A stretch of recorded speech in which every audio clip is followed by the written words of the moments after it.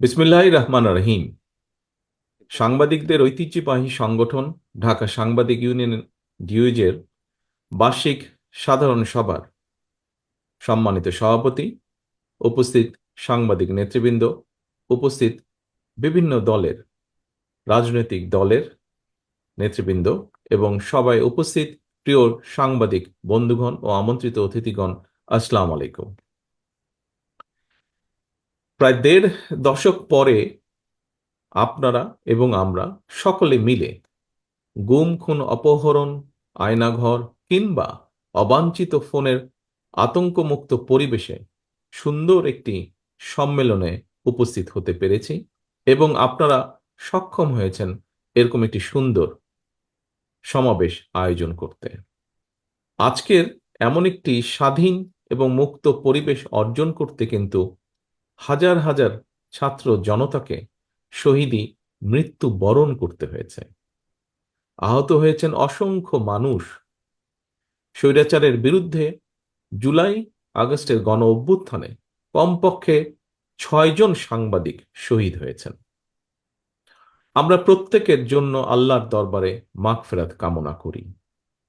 প্রিয় উপস্থিতিবৃন্দ, স্বৈরাচার বিরোধী আন্দোলনের দীর্ঘ লড়াই সংগ্রামে আমাদের সঙ্গে সক্রিয় ছিলেন এমন একজন সাংবাদিক নেতাকেও আজকের এই অনুষ্ঠানে আমি বিশেষভাবে স্মরণ করতে চাই। কিছুদিন আগে তিনি ইন্তেকাল করেছেন। তিনি সারা দেশের সকল সাংবাদিকের কাছে পরিচিত মুখ, মরহুম রুহুল আমিন গাজী। আমি আল্লাহর দরবারে আত্মার মাগফিরাত কামনা করছি। ফ্যাসিবাদী বিরোধী আন্দোলনে হতাহত সাংবাদিকদের সহায়তা করতে আমাদের যথাসম্ভব দলীয় উদ্যোগ রয়েছে। হতাহত সাংবাদিক এবং তাদের পরিবারকে সহায়তা করতে বিশেষ উদ্যোগ গ্রহণের জন্য আমি বর্তমান অন্তর্বর্তীকালীন সরকারের প্রতিও আহ্বান জানাই। একই সঙ্গে স্বৈরাচারী শাসন আমলে রাজনৈতিক কারণে যেসব সাংবাদিক চাকরি হারিয়েছেন কিংবা দীর্ঘদিন থেকে বেকার রয়েছেন, তাদেরকেও সাধ্যমতন চাকরি দেওয়ার জন্য আমি বিভিন্ন সংবাদপত্রের ব্যবস্থাপনা কর্তৃপক্ষের প্রতি আহ্বান জানাই। প্রিয় সাংবাদিক বন্ধুগণ, লেখক, সাংবাদিক, বুদ্ধিজীবীগণ একটি রাষ্ট্র ও সমাজের অন্তর্নিহিত শক্তি। কোনো কিছুর পক্ষে বা বিপক্ষে অবশ্যই তাদের সুচিন্তিত মতামত থাকতে পারে বা থাকবে অবশ্যই। তবে আমি এই মুহূর্তে এই বিষয়ে কোনো একাডেমিক আলোচনায় না গিয়ে বরং বিশেষ করে সাংবাদিক সমাজের বন্ধুদের কাছে আমার একটি ব্যক্তিগত মতামত তুলে ধরতে চাই, এবং তা হলো, সাংবাদিকতায় মনে হয় বস্তুনিষ্ঠতা বজায় রাখা অনেক বেশি গুরুত্বপূর্ণ। বিগত পলাতক স্বৈরাচারের সময় আমরা দেখেছি গণমাধ্যমের প্রতিটি শাখায় অধিকাংশ ক্ষেত্রেই বস্তুনিষ্ঠতা প্রায় হারিয়ে গিয়েছিল। লেখক, সাংবাদিক, বুদ্ধিজীবী কিংবা যে কোনো মানুষের মধ্যেই যে কোনো বিষয়, যে কোনো ইস্যুতে দ্বিমত, ভিন্নমত থাকতেই পারে, এবং এটি গণতান্ত্রিক সংস্কৃতির সৌন্দর্য। তবে ভিন্ন মত অথবা ভিন্ন দ্বিমতকে শত্রুতা কিংবা নির্লজ্জ দলাদলিতে পরিণত করলে কি পরিণতি হতে পারে, গত দেড় দশকে দেশের জনগণ এটি হাড়ে হাড়ে টের পেয়েছেন। পলাতক স্বৈরাচারের সঙ্গে সঙ্গে তার অবৈধ মন্ত্রী, এমপি, বুদ্ধিজীবী বা বিচারপতি, বায়তুল মোকাররমের খতিব, প্রেস ক্লাবের সভাপতি, সম্পাদক কিংবা কতিপয় সাংবাদিকের পলায়নের মধ্যে দিয়ে আবারও প্রমাণিত হয়েছে অবৈধ রাষ্ট্রশক্তি নয়, বরং শেষ পর্যন্ত জনগণের রায়ই কিন্তু চূড়ান্ত। প্রিয় উপস্থিতিবৃন্দ, 1975 সালের 7ই নভেম্বরের আগের স্বাধীনতা উত্তর বাংলাদেশ কিংবা 2024 সালের 5ই আগস্টের আগের দেড় দশকের বাংলাদেশ বর্তমান প্রজন্মকে দেখিয়ে দিয়েছে যে আওয়ামী লীগ স্বাধীনতা একসাথে যায় না। আওয়ামী লীগ আর গণতন্ত্র একে অপরের শত্রু। অপরদিকে বিএনপির কাছে গণতন্ত্র, বাক, ব্যক্তি আর স্বাধীনতার, সংবাদপত্রের স্বাধীনতা নিরাপদ। প্রিয় সাংবাদিক বন্ধুগণ, বিতাড়িত স্বৈরাচারের পলায়নের পর গণতান্ত্রিক জনগণের আকাঙ্ক্ষা পূরণে এক বিশাল দায়িত্ব নিয়ে আজকের অন্তর্বর্তীকালীন সরকারের যাত্রা শুরু হয়েছে। তবে গণতন্ত্রের পক্ষের সকল শক্তি এবং সাংবাদিক সমাজকে সতর্ক থাকা দরকার। আমাদের গণতন্ত্র প্রতিষ্ঠার যে চলমান যাত্রা বাধাগ্রস্ত করতে কিন্তু এরই ভিতরে নানা রকম ষড়যন্ত্র শুরু হয়েছে, যা এর ভিতরেই অনেক বক্তা তাদের বক্তব্য এরই ভিতরে তুলে ধরেছেন। বিতাড়িত স্বৈরাচার এবং তাদের দোসর চক্র নানা কৌশলে আবারও মাথাচাড়া দিয়ে ওঠার অপচেষ্টা শুরু করেছে। অপশক্তি দেশের ভেতরে এবং বাইরে থেকে বাংলাদেশের পক্ষের শক্তির মধ্যে ভুল বোঝাবুঝি সৃষ্টির পায়তারায় লিপ্ত হয়েছেন। তবে সবাই যদি আমরা সতর্ক থাকি, বাংলাদেশের পক্ষের শক্তির মধ্যে ভুল বোঝাবুঝির অবকাশ থাকবে না বলেই আমি দৃঢ়ভাবে বিশ্বাস করি।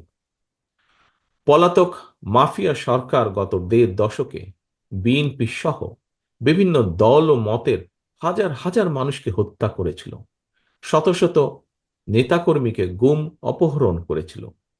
বিএনপির ৫০ লক্ষেরও বেশি নেতাকর্মীর বিরুদ্ধে প্রায় ১.৫ লক্ষ মামলা দিয়েছিল। লক্ষ লক্ষ নেতাকর্মী, বিএনপি সহ বিভিন্ন বিরোধী দলের লক্ষ লক্ষ নেতাকর্মী ঘর ছাড়া হয়েছিলেন। অকারণেই, বিনা কারণে, বিনা অপরাধে mother of democracy Begum Khaleda জিয়াকে ৫ বছরও বেশি সময় কারাবন্দী করে রাখা হয়েছিল। পলাতক স্বৈরাচারের নির্দেশে শুধু জুলাই আগস্টে গণ অভ্যুত্থানে কমপক্ষে ২,০০০ ছাত্র জনতাকে শহীদ করা হয়েছে। কমপক্ষে ৩০,০০০ মানুষকে করা হয়েছে আহত। গণ অভ্যুত্থানের এই সময় শুধুমাত্র বিএনপি এবং এর অঙ্গ সহযোগী সংগঠনের শুধুই মাত্র ৪ শতাধিকেরও বেশি নেতাকর্মী শহীদ হয়েছেন। এর বাইরেও যারা শহীদ হয়েছেন বা হতাহত হয়েছেন, হয়তো তারা সরাসরি বিএনপির কর্মী নন, তবে অবশ্যই তারা বাংলাদেশের পক্ষের শক্তির সাহসী প্রাণ। তারা ছিলেন আমাদেরই কারো সন্তান, আমার, আপনার, আমাদেরই কারো ভাই, কারো বন্ধু, কারো সহকর্মী কিংবা স্বজন। এমন হাজারো হতাহত ছাত্র জনতার আত্মত্যাগের বন্ধনে বাংলাদেশের পক্ষের শক্তির মধ্যে জাতীয় ঐক্য গড়ে উঠেছে।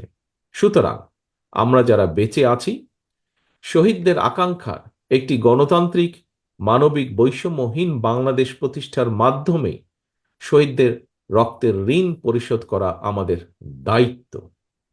একই সঙ্গে পলাতক স্বৈরাচার আর তার দোসররা যাতে রাজনীতিতে পুনর্বাসিত হতে না পারে, সেই ব্যবস্থা গ্রহণ করাও কিন্তু আমাদের কর্তব্য।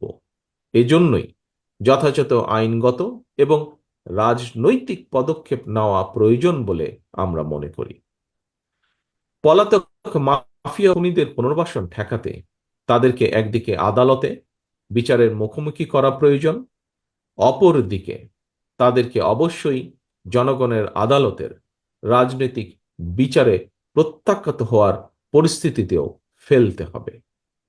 যদি এই দুয়ের সমন্বয় ঘটাতে পারি আমি দৃঢ়ভাবে বিশ্বাস করি গণবিরোধী বিতাড়িত অপশক্তি বাংলাদেশের রাজনীতিতে আর মাথা তুলে দাঁড়াতে সক্ষম হবে না। খুনি, লুটেরা মাফিয়া এবং স্বৈরাচারী রাজনৈতিক অপশক্তিকে বাংলাদেশের রাজনীতিতে অপ্রাসঙ্গিক করে দিতে হলে জনগণের রাজনৈতিক ক্ষমতায়ন প্রয়োজন। ভোটের অধিকার প্রয়োগের সুযোগ পেলেই জনগণ তাদের রাজনৈতিক ক্ষমতা প্রয়োগ করে গণহত্যাকারী, খুনি, লুটেরা, পলাতক স্বৈরাচার এবং তাদের দোসরদেরকে রাজনীতির মাঠ থেকে বিদায় করে দিতে সক্ষম হবে। এ কারণেই বিএনপি মনে করে সংস্কার কার্যক্রমের পাশাপাশি একটি যৌক্তিক সময়ের মধ্যে অবাধ, সুষ্ঠু, নিরপেক্ষ নির্বাচন অনুষ্ঠান অবশ্যই প্রয়োজন। প্রিয় সাংবাদিক বন্ধুগণ, একটি নির্বাচনের জন্যই গণ অভ্যুত্থান হয়নি, এটি যেমন এক ধরনের বাস্তবতা, অপরদিকে আরেকটি নির্মম বাস্তবতা ছিল জনগণকে রাজনৈতিকভাবে ক্ষমতাহীন রেখে নির্বাচন ছাড়াই বারবার সরকার গঠনের মধ্য দিয়ে পলাতক স্বৈরাচার দেশে ফ্যাসিবাদী শাসন কায়েম করতে সক্ষম হয়েছিল। জনগণকে তাদের সকল রাজনৈতিক ও ন্যায্য অধিকার থেকে করা হয়েছিল বঞ্চিত। এ কারণেই গণতান্ত্রিক রাজনৈতিক চর্চায় জনগণের অধিকার প্রতিষ্ঠার জন্যই নির্বাচন অবশ্যই একটি মুখ্য বিষয়। একটি নির্বাচন অনুষ্ঠানকে শুধুমাত্র একটি রাজনৈতিক দলের ক্ষমতায় যাওয়ার উদ্দেশ্য হিসাবে বিবেচনায় নিয়ে পরিস্থিতি মূল্যায়ন করলে সেটি কোনো বাস্তবসম্মত রাজনৈতিক চিন্তা নয়, বরং একটি সুষ্ঠু নির্বাচনের মাধ্যমে জনগণ তার রাজনৈতিক অধিকার চর্চার সুযোগ পায়। একই সঙ্গে ভোটের অধিকার প্রয়োগের মাধ্যমে জনগণের সঙ্গে রাষ্ট্রের মালিকানার সম্পর্ক তৈরি হয়। স্বৈরাচার বা ফ্যাসিবাদের কবল থেকে রাষ্ট্র ও সরকারকে মুক্ত রাখতে হলে অবশ্যই নাগরিককে রাজনৈতিকভাবে ক্ষমতাশালী রাখা অত্যন্ত জরুরি।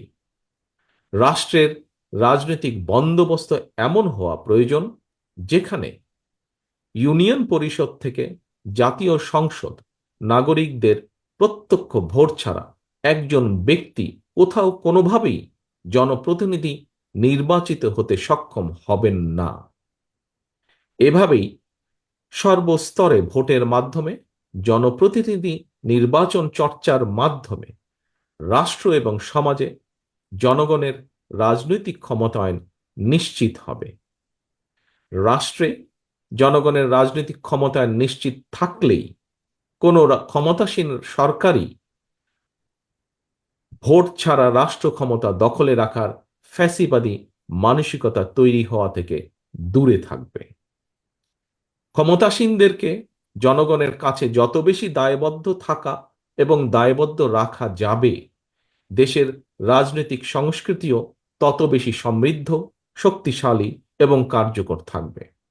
একটি জবাবদিহিমূলক গণতান্ত্রিক সরকারে জনগণ এবং নাগরিকের মধ্যে সেতু বন্ধন হচ্ছে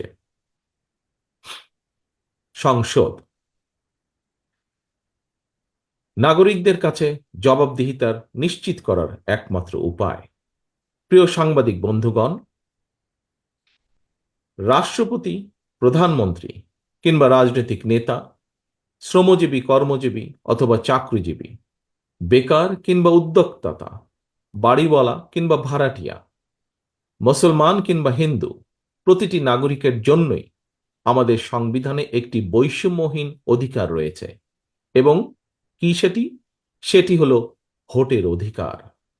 যদিও বৈষম্যহীন সেই ভোটের অধিকার প্রয়োগের কোনো নিশ্চয়তা নেই, আমার কাছে মনে হয় বৈষম্যহীন বাংলাদেশ গড়তে প্রতিটি নাগরিকের একটি বৈষম্যহীন অধিকার প্রয়োগে অধিকার নিশ্চিত থাকা অত্যন্ত জরুরি। প্রতিটি নাগরিকের জীবনে একমাত্র বৈষম্যহীন অধিকার তথা ভোটের অধিকার প্রয়োগের মাধ্যমেই নাগরিকেরা যার যার পছন্দের প্রতিনিধি নির্বাচন কিংবা অপছন্দের প্রতিনিধিকে প্রত্যাখ্যান করার সুযোগ তৈরি হবে। অন্তর্বর্তীকালীন সরকার ইতিমধ্যেই নির্বাচন কমিশন পুনর্গঠন করেছে। জনগণের ভোটের নির্বাচিত প্রতিনিধিদের দ্বারা একটি জনপ্রতিনিধিশীল সংসদ ও সরকার গঠনের লক্ষ্যে এটি একটি গুরুত্বপূর্ণ ধাপ বলে আমরা মনে করি। প্রিয় সাংবাদিক বন্ধুগণ, রাষ্ট্র, সরকার এবং রাজনীতির বিদ্যমান অবস্থা ব্যবস্থা সংস্কারের লক্ষ্যে 2022 সালে বিএনপি প্রথম 27 দফা সংস্কার প্রস্তাব উপস্থাপন করেছিল। পরবর্তী সময়ে বাংলাদেশের পক্ষের গণতান্ত্রিক রাজনৈতিক দলগুলোর সঙ্গে মত বিনিময় শেষে 2023 সালে 31 দফা সংস্কার উপস্থাপন করেছে বিএনপি। বিএনপির উপস্থাপিত সংস্কার প্রস্তাবে গণমাধ্যমের স্বাধীনতা নিশ্চিত করার লক্ষ্যে সুপ্রিম কোর্টের সাবেক বিচারপতি, অভিজ্ঞ মিডিয়া ব্যক্তিদের নিয়ে একটি মিডিয়া কমিশন গঠনের কথা বলা হয়েছে। আপনারা দেখেছেন বর্তমান অন্তর্বর্তীকালীন সরকারও গণমাধ্যমে সংস্কার কমিশন গঠন করেছে। সুতরাং সংস্কার কার্যক্রম নিয়ে অন্তর্বর্তীকালীন সরকারের সঙ্গে বিএনপির কোনো বিরোধ নেই। সংস্কার আগে নাকি নির্বাচন আগে, যারা এ ধরনের প্রশ্ন তুলে জনমনে বিভ্রান্তি সৃষ্টির অপচেষ্টায় লিপ্ত হয়েছেন, তাদের উদ্দেশ্য কিন্তু ভিন্ন। বিএনপি মনে করে সংস্কার কার্যক্রম এটি কোনো শেষ হওয়ার বিষয় নয়। একজন সংস্কার কার্যক্রম শুরু করলে আরেকজন প্রয়োজনীয় সংস্কার এগিয়ে নিয়ে যায়, কারণ সংস্কার একটি চলমান প্রক্রিয়া।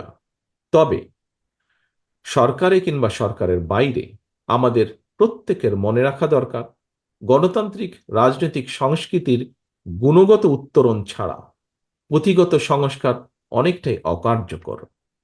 সংস্কার কার্যক্রমকে কার্যকর করতে চাইলে সবার আগে জনগণের নিত্য দিনের দুর্দশা লাঘবের ব্যবস্থা করা দরকার। জনগণের নিত্য প্রয়োজনীয় সরবরাহ নিশ্চিত করা না গেলে সংস্কার কার্যক্রমের কাঙ্ক্ষিত সুফল পাওয়া যাবে না।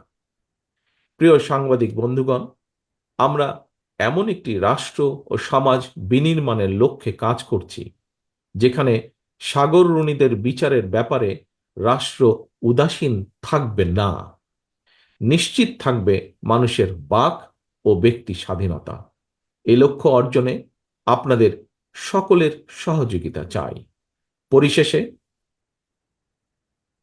ঢাকা সাংবাদিক ইউনিয়নের সম্মেলনের সফলতা কামনা করে এবং আমাকে এখানে আমন্ত্রণ জানানোর জন্য আপনাদের সকলকে আন্তরিকভাবে ধন্যবাদ দিয়ে আমার বক্তব্য শেষ করছি। আল্লাহ হাফেজ।